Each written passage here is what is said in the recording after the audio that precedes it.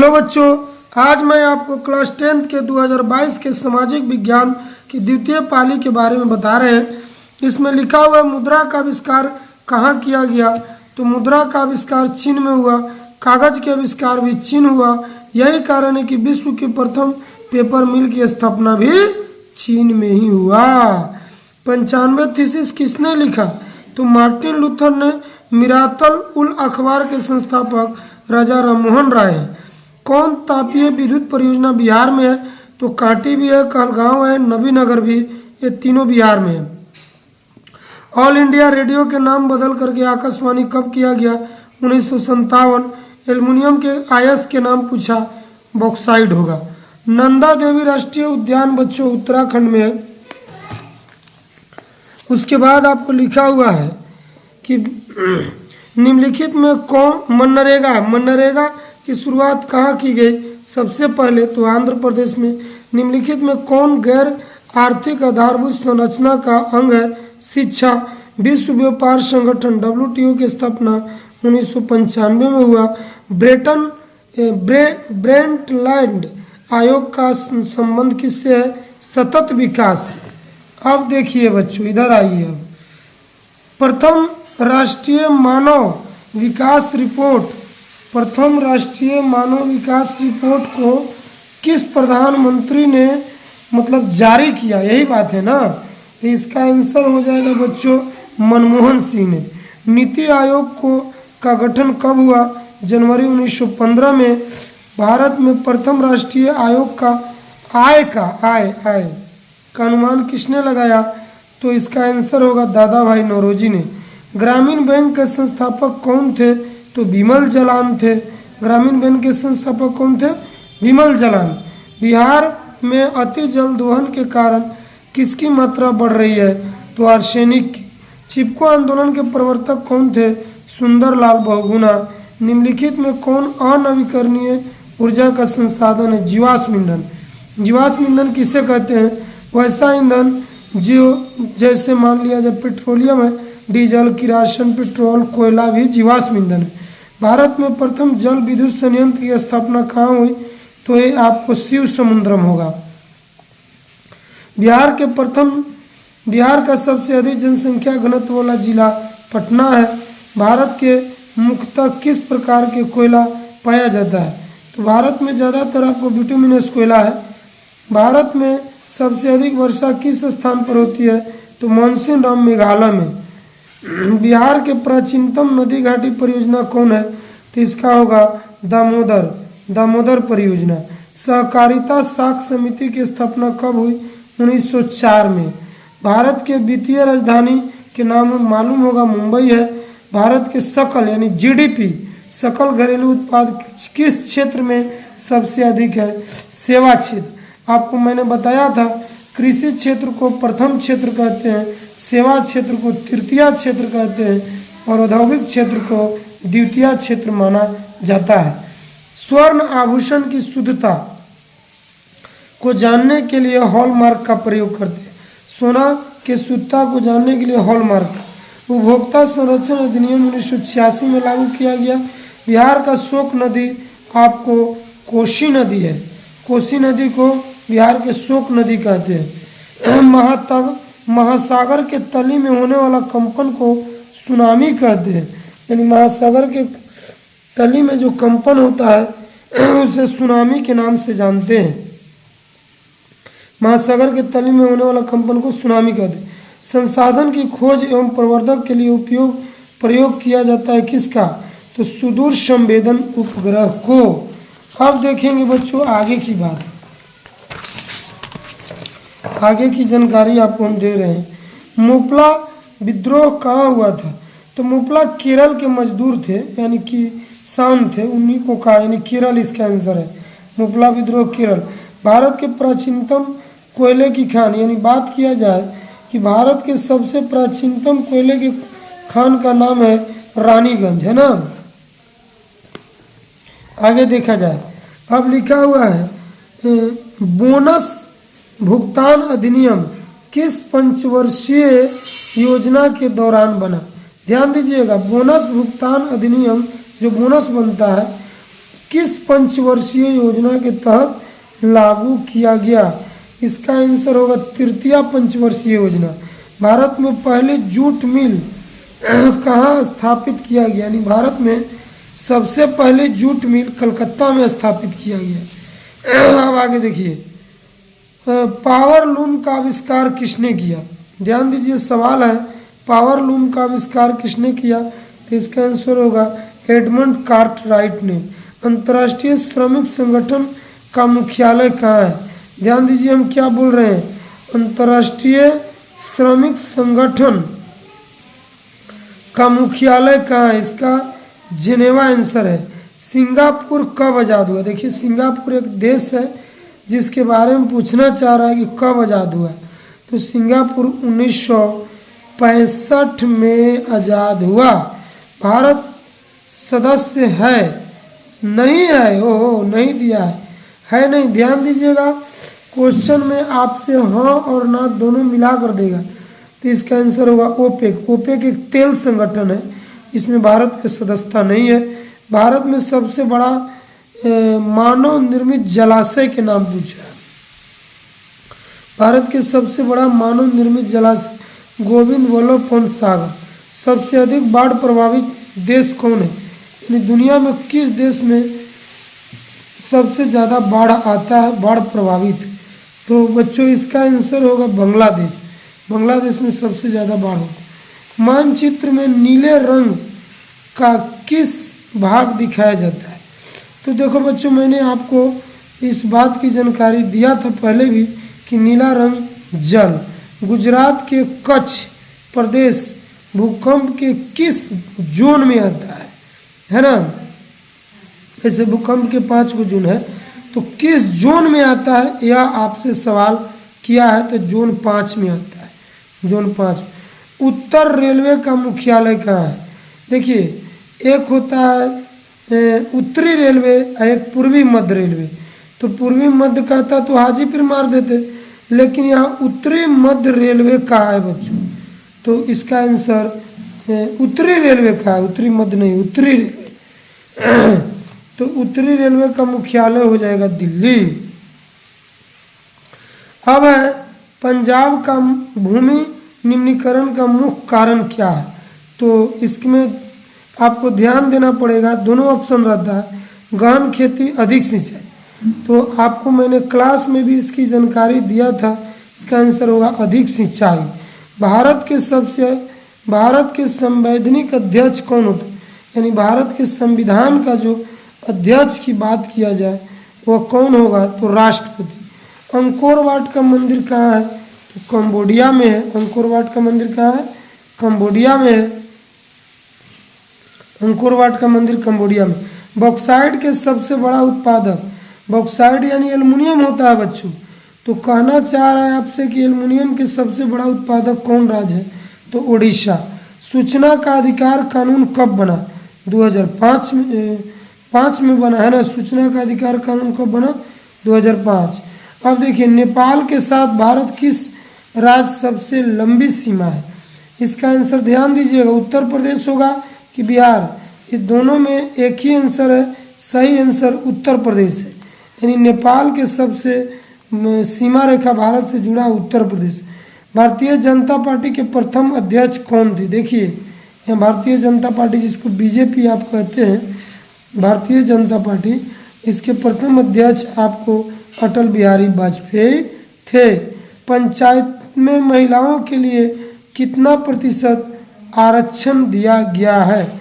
तो 33%। केवल बिहार में 50%। पंचायत में महिलाओं के लिए कितना स्थान आरक्षित है? तो ऐसे बात किया जाए तो 33 है, लेकिन बिहार में कितना है? 50% है। इसका सही आंसर आपको 33% होगा। अगर बिहार में बोलता है तब 50% होता है। आगे देखिएगा, आगे ध्यान देना है। राज्य वित्त आयोग का गठन किया जाता है। पहले आपको जो क्वेश्चन एग्जाम में आसान लगे उसको ही बनाना है। ऐसा नहीं कि पूरा सारा क्वेश्चन आपको पढ़ना है शुरू से लास्ट तक, ऐसा नहीं। जो क्वेश्चन आपको आसान लगे उसको बनाइए और टिक कीजिए। 10 मिनट में आपको पूरा सवाल बन जाएगा। तो लिखा हुआ राज्य वित्त आयोग का गठन किया गया था पंचायत के वित्तीय स्थिति को पुनरावलोकन हेतु। बिहार में सर्वप्रथम नगर निगम की स्थापना कहाँ हुई? बिहार में नगर निगम की स्थापना पूछ रहा है। अगर पूरे भारत में कहता तो आपको मालूम है कि मद्रास का नाम आता है, लेकिन यहाँ बिहार की बात हो रहा है बच्चों। तो बिहार में पटना, बिहार में सबसे पहले नगर निगम पटना में। बिहार में छात्र आंदोलन का नेता कौन थे? जयप्रकाश नारायण। सविनय अवज्ञा आंदोलन के समय भारत के वायसराय कौन था? वायसराय यानी कहने का मतलब अंग्रेज वायसराय कौन था? तो इसका आंसर होगा लॉर्ड इरविन। जेनेवा की संधि कब हुई? यानी जेनेवा की संधि यानी समझौता कब हुआ? इसको आपका आंसर पूछना चाह रहा है। तो 1954। चौरी चौरा कांड हुआ था 1922 में। चौरी चौरा कांड कब हुआ? 1922 में। विश्व के पहला समाजवादी देश आपको रूस होगा। रूस, देखिए यहाँ लिखा हुआ है रूस। विश्व के पहला समाजवादी देश रूस है। अब है बच्चों हिंद चीन पहुंचने वाला प्रथम व्यापारी आपको पुर्तगाली होगा। वियतनाम का एकीकरण कब हुआ? तो वियतनाम का एकीकरण 1975 में हुआ। काउंट काबूर को विक्टर इमैनुअल ने किस पद पर नियुक्त किया? तो प्रधानमंत्री डी ऑप्शन होगा। किन्हें सीमांत गांधी के नाम से खान अब्दुल गफ्फार खान को कौन राज रेल मार्ग में नहीं जाता है? तो इसका आंसर आपको ध्यान से देखना है कि इसका जवाब कि कहना क्या चाह रहा है। पहले सवाल समझिए, किस राज्य में रेलवे का पटरी नहीं है, रेल नहीं है? तो मेघालय। वायु परिवहन का राष्ट्रीयकरण कब हुआ? देखिए रेलवे का भी राष्ट्रीयकरण हुआ, इसमें वायु परिवहन के राष्ट्रीयकरण आपसे पूछना चाह रहा है। तो इसका आंसर 1953 में। भारत के प्रथम निर्यात संवर्धन क्षेत्र कहाँ स्थापित किया गया? यानी कि प्रथम निर्यात संवर्धन क्षेत्र भारत में कहाँ स्थापित किया गया? इसका आंसर होगा कांडला। बिहार के कितने प्रतिशत क्षेत्र पर वन है? 7%। धान का एक प्रकार है। अब देखिएगा धान का एक प्रकार आपसे पूछ रहा, इनमें से सभी यानी कहने का मतलब ये सब धान का प्रकार है। औस, अमन और बोरो। कौन कार्बनिक खनिज है? कार्बनिक यानी जिसमें कार्बन की मात्रा पाया जाएगा उसी को तो कार्बनिक खनिज कहते हैं। इसका आंसर होगा कोयला। कोयला में सबसे ज़्यादा कार्बन है। प्रथम पृथ्वी सम्मेलन कहाँ हुआ? तो इसका आंसर रियो डी जेनेरो में। निम्नलिखित में कौन कृषि आधारित नहीं है? कृषि यानी कि खेती पर निर्भर नहीं है। कौन सा उद्योग? चीनी उद्योग, जूट उद्योग, सीमेंट उद्योग नहीं होगा। इस खेती से इसका कोई रिलेशन नहीं है ना। कौन राष्ट्रीय दल नहीं है? या आपको राष्ट्रीय दल की बात किया, लोक जनशक्ति पार्टी। बोलिविया में जनसंघर्ष हुआ था पानी के लिए बच्चों। लोकतंत्र की स्थापना जल के निजीकरण के लिए, पानी के लिए बोलिविया में जनसंघर्ष हुआ। अब देखिएगा आगे, बोलिविया किस महादेश में पड़ता है? यहाँ पानी के लिए मतलब झगड़ा हुआ था, आंदोलन हुआ था पानी के लिए। तो बोलिविया दक्षिणी अमेरिका में पड़ता है। निम्नलिखित में से किसे प्राथमिक क्षेत्र कहा जाता है? तो मैंने बताया था कृषि क्षेत्र को प्राथमिक क्षेत्र। स्वीडन के मुद्रा का क्या नाम है? अलग अलग देश का अलग अलग मुद्रा है। जैसे बात किया जाए पाउंड के नाम, तो पाउंड किस देश के है? तो पाउंड आपको इंग्लैंड के है। डॉलर तो अमेरिका के है। रूबल रूस के है। तो क्रोन होगा स्वीडन की। ऐसे छटना पाउंड, तो पाउंड की बात किया जाए तो इंग्लैंड के, डॉलर अमेरिका के, रूबल रूस के, क्रोना हो जाएगा स्वीडन के। गरीबी के कुचक्र की धारणा किसने किया था? कहना चाहता है रैगनर नरकश ने। कृषि तथा ग्रामीण विकास के लिए पुनरावृत्ति करने वाली शीर्ष संस्था कौन है? यानी कि कृषि के विकास के लिए कौन सा बैंक ज़्यादा मतलब लोगों को, किसानों को मदद करता है? तो नबार्ड बैंक। भारतीय रिजर्व बैंक की स्थापना कब हुआ? 1935 में और राष्ट्रीयकरण 1949 में हुआ था। आरबीआई भारत की मेजनी कौन था? तो बच्चों मेजनी साहित्यकार था, गणतांत्रिक विचारों का समर्थक था, योग सेनापति था, मतलब सेना का गुण इसमें ज़्यादा था। साहित्यकार माने शहीद को जानता था, गणतांत्रिक मतलब गणतंत्र देश बनाना चाहता था, है ना। लेकिन वह तत्कालीन उस समय के राजनीति के बारे में कुछ जानता नहीं था, वह तत्कालीन राजनीतिक परिस्थितियों को बेहतर समझ नहीं रखता था, अतः उसमें आदर्शवादी गुण अधिक और व्यवहारिक गुण कम था। यानी वो अपने आप को ज़्यादा महान समझता था और जो व्यवहारिक, जो लोगों के साथ मिलजुल कर रहना चाहिए, ऐसा गुण नहीं था। वे अपने पराजय के बाद भी मेजनी ने हार नहीं मानी, ये मतलब वो हारने के बाद भी हार नहीं मानता था। अब आगे की बात, इसका एक लाइन देता है, यंग इटली और यंग यूरोप दोनों का स्थापना मेजनी ने किया। 1831 में यंग इटली की स्थापना किया और 1834 में यंग यूरोप का स्थापना भी मेजनी ने ही किया था। तो मेजनी एक ऐसा व्यक्ति था जो इटली के ही रहने वाला था, वो कभी अपने आप को हार नहीं मानता था और वह योग्य सेनापति भी था और उसमें व्यवहारिक गुण कम, आदर्श। कार्ल मार्क्स का जन्म 1818 में और मृत्यु 1853 में हुआ। कार्ल मार्क्स का जन्म 5 मई 1818 को जर्मनी में राइन प्रांत के ट्रियर नगर में एक यहूदी परिवार में हुआ था। कार्ल मार्क्स के पिता का नाम हेनरी मार्क्स एक प्रसिद्ध वकील थे, जिन्होंने बाद में चलकर ईसाई धर्म का ग्रहण कर लिया। मार्क्स ने बोन विश्वविद्यालय से विधि यानी वकालत की शिक्षा ग्रहण किया, है ना। बाद में 1836 में बर्लिन विश्वविद्यालय में चले गए। उन्होंने एक मोड़ आया उनके जीवन में। कार्ल मार्क्स हीगल के विचारों से प्रभावित हुए। 1843 में कार्ल मार्क्स अपने बचपन के मित्र जेनी से विवाह की। राजनीतिक और सामाजिक इतिहास में मोंटेस्क्यू और रूसो के विचारों से भी प्रभावित थे। कार्ल मार्क्स ने सबसे पहले दास कैपिटल पुस्तक को लिखा था। दास कैपिटल पुस्तक को उन्होंने 1867 में लिखा था। दास कैपिटल, इन्हें समाजवादियों के बाइबिल के नाम से जानते हैं। कार्ल मार्क्स का एक दोस्त था जिसका नाम था फ्रेडरिक एंगल्स, जो 1844 में पेरिस में मिला था। उससे जीवन भर उनकी मित्रता बनी रही। किनकी? Karl Marx. दांडी यात्रा 12 मार्च से 6 अप्रैल 1930 में हुआ था। गांधी जी ने सविनय अवज्ञा आंदोलन की शुरुआत दांडी यात्रा से ही किया। 12 मार्च 1930 ईस्वी को साबरमती आश्रम से अपने 28 साथियों के साथ दांडी समुद्र तट गुजरात में पड़ता है। गांधी जी ने ऐतिहासिक पैदल यात्रा शुरू किया। इसमें 24 दिन का समय लगा।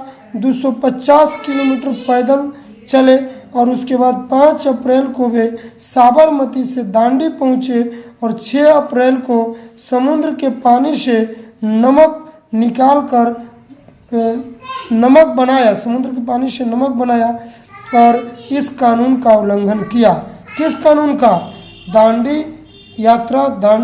यात्रा के बारे में उन्होंने काम किया, यानी कि जो सरकार ने, अंग्रेज ने लागू किया था कि नमक पर टैक्स लगेगा, उसको उल्लंघन किया। हर जगह नमक कानून को उल्लंघन किया गया। आगे देखिएगा, छात्र, स्कूल एवं कॉलेज को बहिष्कार किया गया। विदेशी कपड़े को जलाया गया। सरकार को कोई कर नहीं अदा किया जाना चाहिए। औरतों को शराब की दुकानों के आगे धरना देना चाहिए। वकील अदालत छोड़े। सरकारी कर्मचारी अपना पद त्यागे। हर घर के लोग चरखा काटे, शुद्ध बनाए। ऐसा काम किया गया नमक कानून के तहत।